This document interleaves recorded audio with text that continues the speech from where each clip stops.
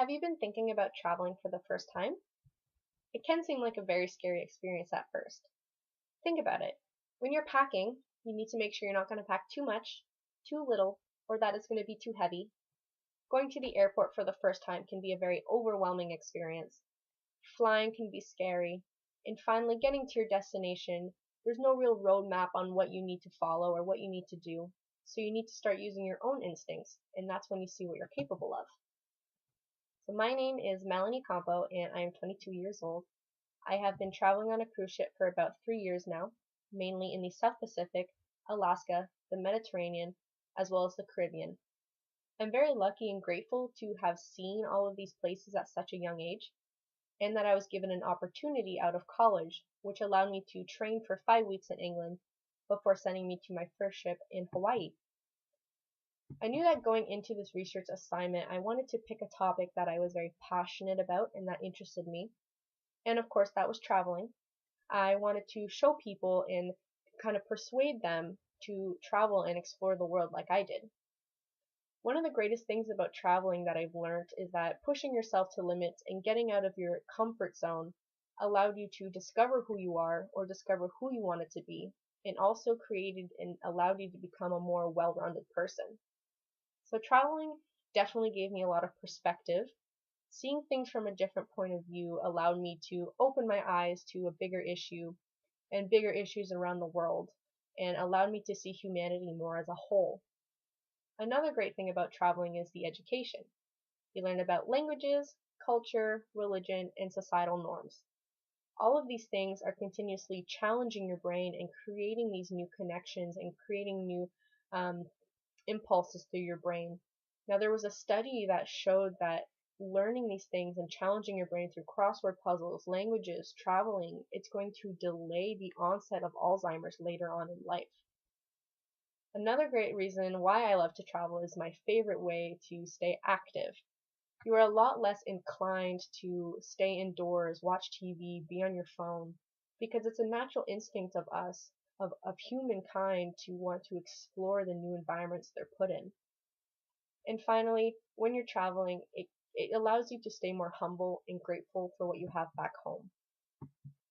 Now, the progress of this paper, because I'm more of a traveler, I'm very impulsive and not so much a researcher. I procrastinated it for a long time before deciding that today was the day I was going to write my paper. But funny enough, as soon as I sat down and started writing, I realized that I loved this topic and I could not stop writing. I wrote the whole paper in one day. Now, my strengths throughout this assignment was that I was able to articulate what I wanted to say.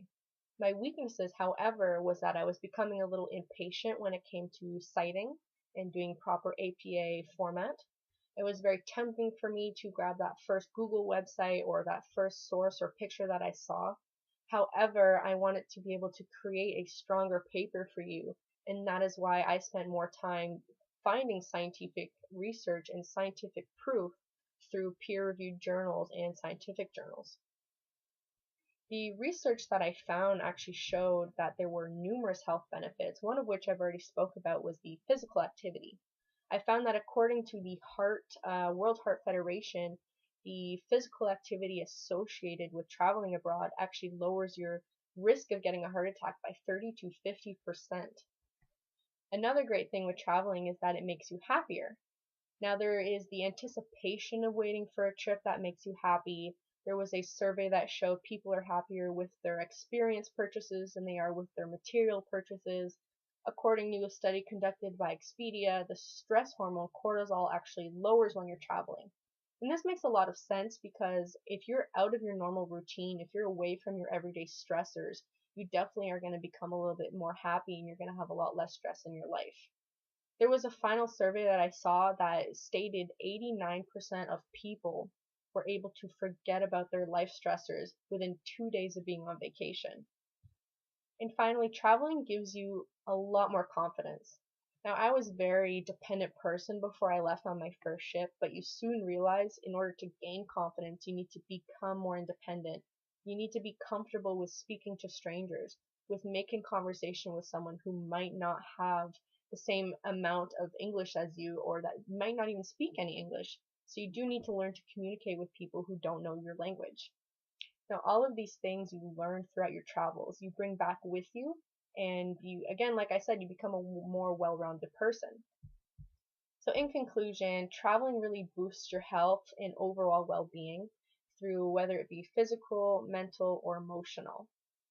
Now, the skills that I've learned throughout this assignment with the outline, the essay, and this oral presentation was about productivity, organization, and communicating clearly. Productivity in the sense of time management. So when I was doing my essay and my outline, I really needed to manage my time properly so that I can have adequate time to create a good quality paper. In the work environment, I know that I'm going to have to use time management strategies in order to stay more efficient.